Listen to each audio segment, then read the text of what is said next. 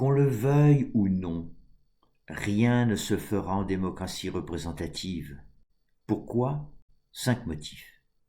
Parce qu'elle est premièrement contre nature, car elle aliène la volonté du peuple, donc son destin.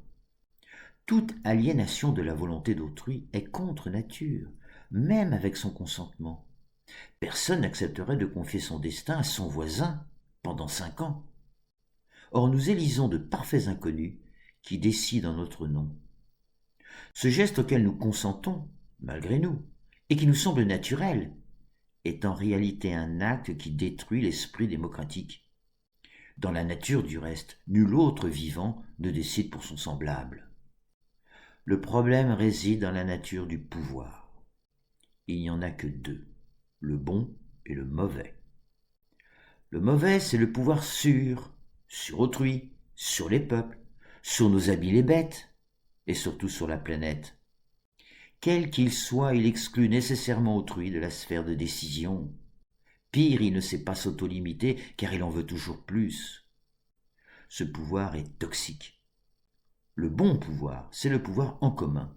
Il possède ceci de particulier qu'il impose que tous les protagonistes concernés participent à l'élaboration, la délibération et la décision finale, à la majorité. De plus, il est limité de l'intérieur par les protagonistes eux-mêmes. En vérité, personne ne peut décider du destin d'autrui, et réciproquement, personne ne peut confier aveuglément son destin à qui que ce soit.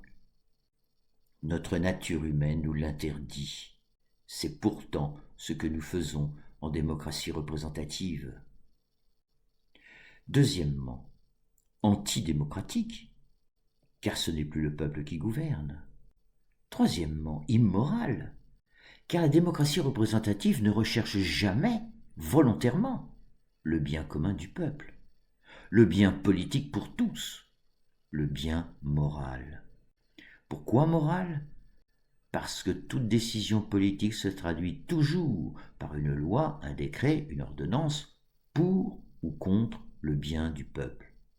Exemple, baisser les impôts des plus riches au lieu d'augmenter le budget des hôpitaux est un acte bien évidemment contre le peuple, donc immoral, un acte que nul fondement économique ou administratif ne saurait justifier.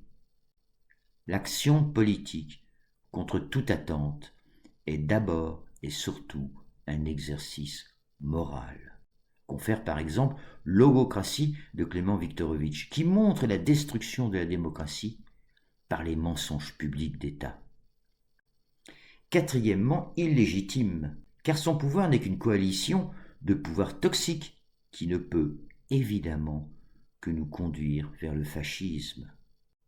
En exerçant, certes à un moindre degré, le même pouvoir toxique, la démocratie représentative contient, dès son origine, le germe du fascisme.